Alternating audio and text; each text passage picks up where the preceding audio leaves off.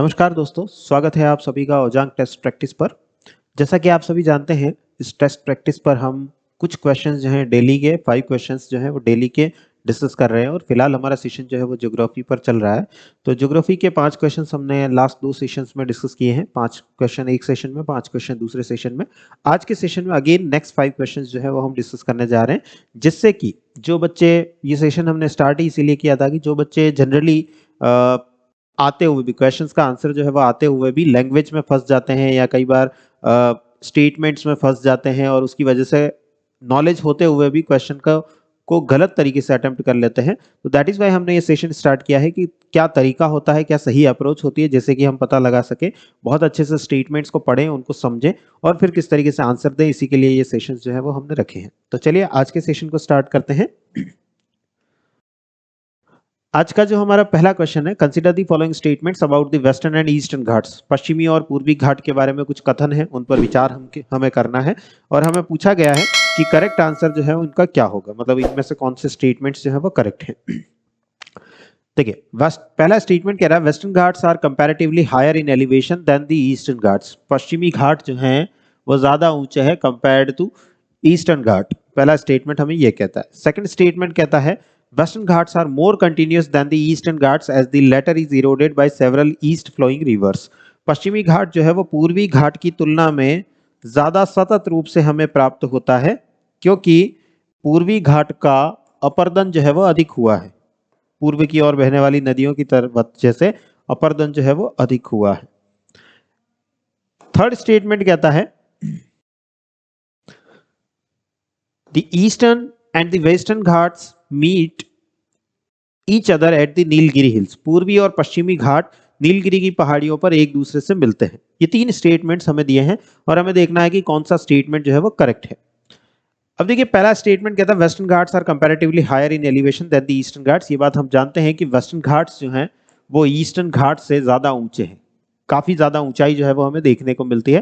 खास तौर से जब हम सदर्न वेस्टर्न घाट की तरफ जाते हैं तब तो ऊंचाई और ज्यादा बढ़ती हुई हमें दिखाई देती है।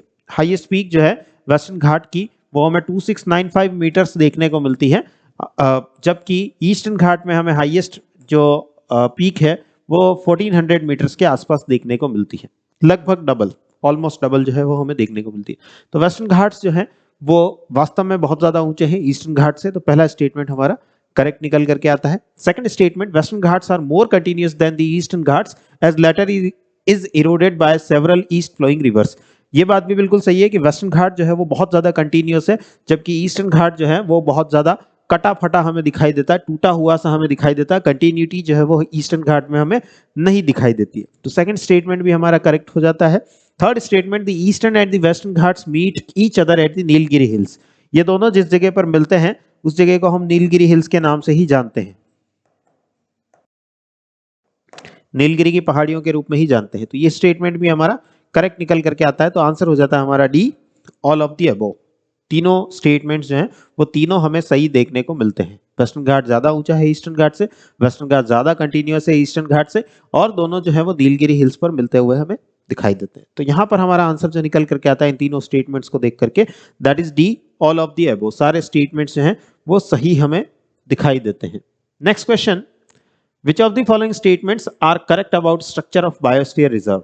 जैव मंडल आगार या बायोस्फीयर रिजर्व के बारे में कौन से स्टेटमेंट्स हैं वो करेक्ट हैं? पहला स्टेटमेंट दिया है core zone is the most protected area of a biosphere reserve, it may contain endemic plants and animals. Core क्षेत्र जैव मंडल आगार का सबसे संरक्षित क्षेत्र है, इसमें स्थानिक पौधे और जानवर हो सकते हैं। सेकंड स्टेटमेंट बफर जोन के बारे में है। Buffer zone includes restoration, limited tourism, fishing, grazing, etc., which are permitted to reduce its effect on the core zone. Buffer क्षेत्र में बहाली होती है, रिस्टोरेशन होता है, सीमित पर्यटन किया जाता है, मछली पकड़ने का काम, चराई आदि शामिल होता है, जिन्हें की कोर क्षेत्र पर इसके प्रभाव को कम करने हेतु अनुमति किया जाता है। अनुमति मिलती इसलिए है, परमिशन मिलती इसलिए ताकि कोर जोन जो है उस पर इसका प्रभाव कम से कम हो। दोनों ही स्टेटमेंट जो है वो हमें करेक्ट दिखाई देते हैं। कोर जोन में मैक्सिमम प्रोटेक्शन जो है वो हमें देखने को मिलती है। यहाँ पर एंडेमिक स्पीशीज हो सकती है, एंडेमिक प्लांट्स हो सकते हैं, एंडेमिक एनिमल्स जो है वो हमें देखने को मिल सकते हैं।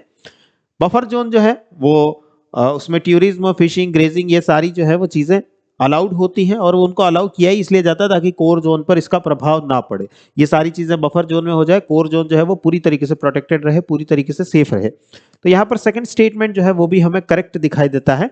बफर क्षेत्र में ये सारे काम जो है वो हमें होते हुए दिखाई देते हैं। तो आंसर हमारा निकल करके आ जाता है यहाँ पर बोथ 1 एंड 2, 1 और 2 दोनों स्टेटमेंट जो हमें देखने को मिल रहे हैं, those both statements are correct.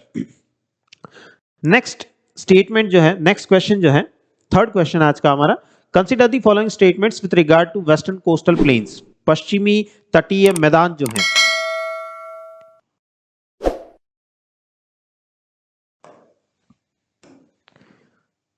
यहां पर जो हमारा पश्चिमी घाट है उसके पश्चिम में, उसके पश्चिम वाला भाग जो हमें ये दिखाई देता है, these are known as western coastal plains, पश्चिमी तटीय मैदान। उसके बारे में दो स्टेटमेंट्स जो हैं वो हमें यहां पर देखने को मिल रहे हैं।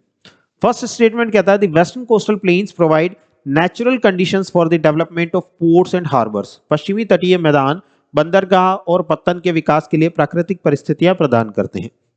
Second statement the rivers flowing through western coastal plains do not form any deltas, पश्चिमी तटीय मैदानों से बहने वाली नदियां कोई डेल्टा नहीं बनाती। अगर हम यहां पर देखें तो वास्तव में यह बात बिल्कुल सही हमें देखने को मिलती है कि जो हमारा वेस्टर्न घाट है वो बहुत ज्यादा एब्रप्टली राइज करता है ऑन दी वेस्टर्न मार्जिन। पश्चिमी किनारा जो है वहां पर बहुत ज्यादा एब्रप्टली राइज करता है और उसके बाद इधर का जो स्लोप है वो बहुत नॉर्मल स्लोप जो है हमें देखने को मिलता है। ये काफी स्टीप स्लोप है, ये जेंटल स्लोप है, ये काफी तीव्र ढाल है, ये मंद ढाल है। तो वेस्टर्न घाट जो है, जो ये ब्लैक कलर से जो मैंने दिखा रखा है, उसका वेस्टर्न मार्जिन यानी कि इधर वाला किनारा जो है, वेस्ट वाला किनारा, पश्चिमी किनारा जो है वो कुछ ऐसा ही दिखाई देता है हमें। इस वजह से जब हम कोस्टल एरियाज में जाते हैं, तटीय क्षेत्र में जब जाते हैं, तो वहां पर भी हमें ऐसा देखने को मिलता है कि शिप्स जो हैं वो आसानी से यहां पर आ सकते हैं और इनका पोर्ट्स या हार्बर्स बनाने के लिए जो कंडीशंस होनी चाहिए, जैसी स्थितियां, आदर्श स्थितियां, आइडियल कंडीशंस जो होनी चाहिए, वो सारी यहां पर फुलफिल होती हुई हमें दिखाई देती है। तो ये स्टेटमेंट हमें करेक्ट दिखाई देता है कि वेस्टर्न कोस्टल प्लेन्स जो हैं वो नेचुरल कंडीशंस प्रोवाइड करते हैं, प्राकृतिक परिस्थितियां प्रदान करते हैं बंदरगाह या पत्तन पोर्ट्स या हार्बर्स बनाने के लिए। Second statement the river flowing through the western coastal plains do not form any deltas, यहां पर बहने वाली जितनी भी नदियां हमें दिखाई देती है वो सारी की सारी नदियां डेल्टा नहीं बनाती, वो सारी की सारी रिवर्स जो हैं वो एस्चुरीज बनाती हुई हमें दिखाई देती है। हिंदी में जिन्हें हम ज्वार नदमुख कहते हैं, ज्वार नदमुख या एस्चुरीज जो हैं वो बनाती हुई हमें दिखाई देती है इस क्षेत्र में। तो ये स्टेटमेंट भी हमारा करेक्ट निकल करके आता है, दोनों स्टेटमेंट हमारे करेक्ट हो जाते हैं। तो आंसर हो जाता है सी, दैट इज बोथ 1 एंड 2, 1 और 2 दोनों जो हैं वो सही यहां पर हमें देखने को मिलते हैं। नेक्स्ट क्वेश्चन पर चलते हैं। Which of the following is not related to China equivalent climate? निम्न में से कौन सा चीन तुल्य जलवायु से संबंधित नहीं है? चीन तुल्य जलवायु से संबंधित नहीं है। क्वेश्चन को ध्यान से देखना है। नॉट इक्विवेलेंट, नॉट रिलेटेड की बात जो है वो करी गई है, संबंधित नहीं है की बात जो है वो की गई है। पहला स्टेटमेंट, सीधे 4 ऑप्शन है हमारे सामने। तो पहला ऑप्शन कहता है this type of climate is found in the eastern part of the continents located in the warm temperate latitudes. इस प्रकार की जलवायु उष्ण समशीतोष्ण अक्षांशों में स्थित महाद्वीपों के पूर्वी भाग में पाई जाती है। देखिए, चाइना इक्विवेलेंट क्लाइमेट की अगर हम बात करें, चाइना खुद किधर है? एशिया के वेस्टर्न मार्जिन पे, एशिया के ईस्टर्न मार्जिन पर, पूर्वी किनारे पर। और अगर मैं इसके लैटिट्यूड्स की बात करूं तो ये कहीं ना कहीं हमें वार्म टेम्परेट लैटिट्यूड्स पर देखने को मिलता है, उष्ण समशीतोष्ण अक्षांशों पर हमें देखने को मिलता है इस एरिया में। तो चाइना खुद ही इस जगह पर है, चाइना इक्विवेलेंट क्लाइमेट जो है वो यही देखने को मिल रहा है। तो दूसरी जगह भी जो है चाइना इक्विवेलेंट क्लाइमेट जो है वो हमें ऐसी ही परिस्थितियों में देखने को मिलेगा, या अगर हम दूसरों को छोड़ दे तो चाइना खुद जो है वो ऐसी ही परिस्थितियों में देखने को मिल रहा है। मतलब ये स्टेटमेंट तो करेक्ट है। हमें पूछा गया नॉट रिलेटेड, तो ये तो ऑप्शन हमारा हो नहीं सकता, आंसर जो है वो ये हो नहीं सकता। In this climate there is more rainfall than the Mediterranean climate found in the same latitudes. इसी अक्षांश पर पाए जाने वाले भूमध्य सागरीय जलवायु की अपेक्षा अधिक वर्षा होती है। ये बात भी बिल्कुल सही है कि मेडिटेरेनियन रेनफॉल जो है वो काफी कम हमें देखने को मिलता है, पर्टिकुलर इन लैटिट्यूड्स पर। लेकिन जो रेनफॉल है इस क्लाइमेट का, चाइना इक्विवेलेंट क्लाइमेट का, वो हमें ज्यादा देखने को मिलता है। तो ये स्टेटमेंट भी करेक्ट हो जाता है। हमें नॉट रिलेटेड, नॉट करेक्ट जो है वो निकालना है, तो ये भी आंसर नहीं हो सकता। It is also called the tropical monsoonal climate. Tropical monsoonal climate, उष्ण कटिबंधीय मानसूनी जलवायु, ये तो हम भारत के लिए यूज करते हैं। ऐसा शब्द जो है वो तो हम भारत के लिए यूज करते हैं। ट्रॉपिकल मॉनसून क्लाइमेट जो है या उष्ण कटिबंधीय मानसूनी जलवायु जो है वो तो हम भारत के लिए यूज करते हैं। हमने कभी ये नहीं पढ़ा हमारी लाइफ में कि हमारा क्लाइमेट जो है वो चाइना इक्विवेलेंट क्लाइमेट है। हमारा क्लाइमेट के लिए हम हमेशा यही वर्ड यूज करते हैं कि हमारा क्लाइमेट ट्रॉपिकल मॉनसूनल क्लाइमेट है। मतलब ये चाइना इक्विवेलेंट क्लाइमेट का पार्ट नहीं है या कैरेक्टरिस्टिक्स नहीं है, तो मतलब ये हमारा सही आंसर होगा। बट देख लेते हैं अगले क्वेश्चन को भी, अगले स्टेटमेंट को, अगले ऑप्शन को भी देख लेते हैं। It is sometimes called the gulf climate और द नटाल क्लाइमेट। इसे कभी कभी खाड़ी तुल्य जलवायु या नटाल तुल्य जलवायु भी कहा जाता है। ये बात भी बिल्कुल सही है कि इसे हम कभी कभी गल्फ क्लाइमेट या नटाल इक्विवेलेंट क्लाइमेट के नाम से भी जानते हैं, तो ये स्टेटमेंट भी करेक्ट है। यही एक ऐसी चीज है जो कि चाइना इक्विवेलेंट क्लाइमेट के लिए सूटेबल नहीं है, और हमें यही पूछा है कि नॉट रिलेटेड है, कौन सी जलवायु से संबंधित नहीं है। तो हमारा सही आंसर जो है वो हो जाएगा यहाँ पर सी आंसर। यहाँ पर बहुत ध्यान से पढ़ना है, नॉट रिलेटेड की बात की गई है। ऐसा नहीं कि हम रिलेटेड रिलेटेड देख रहे हैं और फिर आंसर जो है आते हुए भी, हमें चीजों को समझते हुए भी हम सिर्फ लैंग्वेज में उलझ गए हैं, भाषा में फंस करके गलती करके आ जाए, ऐसा काम हमें नहीं करना है। तो अच्छे से समझ करके ध्यान से देखते हुए फिर हमें क्वेश्चन को अटेम्प्ट करना है। नेक्स्ट लास्ट क्वेश्चन जो है, which of the following statement is or are directly related to the short and long tides. यहां पर ये थोड़ा सा spring tide and neap tide की बात हो रही है। Spring and neap tide, Hindi में निम्नलिखित कथनों में से कौन सा लघु एवं दीर्घ ज्वार से प्रत्यक्ष रूप से संबंधित है। दो स्टेटमेंट दिए हैं। The position of the sun and the moon relative to the earth is directly related to the height of the tides. पृथ्वी की स्थिति, सूर्य की स्थिति और चंद्रमा की स्थिति, तीनों की पोजीशन जो है, तीनों की स्थिति जो है, उसी से टाइड्स की हाइट जो है वो रिलेट करती है। मतलब ज्वार की जो ऊंचाई है उसका प्रत्यक्ष संबंध हमें देखने को मिलता है। बिल्कुल सही बात है। चंद्रमा किस जगह पर है, अर्थ यहाँ पर है, मून कहाँ पर है, सन कहाँ पर है, उनकी लोकेशंस किस तरीके से अर्थ के रेस्पेक्ट में चेंज हो रही है, उसी के रेस्पेक्ट में हमें टाइड्स की हाइट जो है वो घटती बढ़ती दिखाई देती है। कभी हाई टाइड जो है वो बहुत ज्यादा ऊंचा आ जाता है, कभी लो टाइड जो है वो बहुत ज्यादा नीचा हो जाता है। ये सारी इन तीनों की रेस्पेक्टिव पोजीशंस पर डिपेंड करता है। तो पहला स्टेटमेंट तो बिल्कुल करेक्ट हमें देखने को मिलता है, बिल्कुल सही बात जो है वो कह रहा है। सेकंड स्टेटमेंट कह रहा है there is a gap of 7 days between spring tide and neap tide. दीर्घ ज्वार एवं निम्न ज्वार के बीच,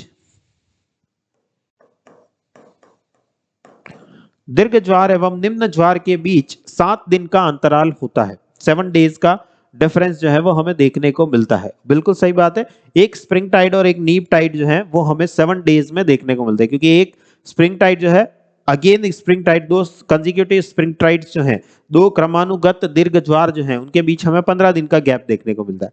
तो that is why spring tide और नीप टाइड के बीच की अगर हम बात करेंगे तो 7 दिनों का डिफरेंस जो है वो हमें देखने को मिलेगा।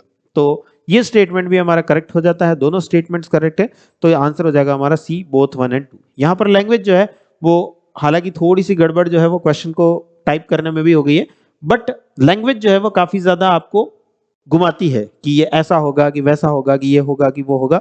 तो लैंग्वेज को पकड़ना हमें आना चाहिए। लैंग्वेज को अगर हम अच्छे से पकड़ पाते हैं तो आता सब कुछ है हमें। ये सारी चीजें जो है वो आप लोगों ने कहीं ना कहीं पढ़ी है। कंसेप्ट क्लैरिटी अगर है, यहाँ डेफिनेटली कंसेप्ट जो है वो भी काफी ज्यादा इन्वॉल्व है। अगर कंसेप्ट की क्लैरिटी है प्लस आप लैंग्वेज को पढ़ना जानते हैं तो आप इस टाइप के क्वेश्चंस को आसानी से अटेम्प्ट कर सकते हैं। तो ये हमारा आज का सेशन था। अगर आप ऐसे ही और क्वेश्चन से जुड़ना चाहते हैं तो हमारा जो हमारा जो ओजांग टेस्ट प्रैक्टिस ऐप है उस पर क्वेश्चंस जो है वो आप लोगों के लिए काफी ज्यादा अवेलेबल है। करंट अफेयर्स के क्वेश्चंस अगर आप लेना चाहते हैं तो कोर्स जो है वो अवेलेबल है, आप उसे ले सकते हैं।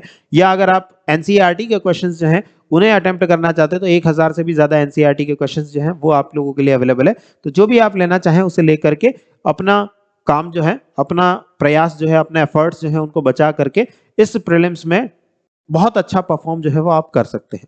तो आज के सेशन को हम यहीं एंड करते हैं, मिलते हैं अगले सेशन में। आई होप कि ये जो सेशंस हम आप लोगों को प्रोवाइड कर रहे हैं वो आप लोगों के लिए काफी ज्यादा, आप लोगों की प्रिपरेशन में काफी ज्यादा हेल्प करेंगे और आप लोगों का जो रिजल्ट होगा उस पर काफी ज्यादा इफेक्ट जो है इसका देखने को मिलेगा। Thank you everyone.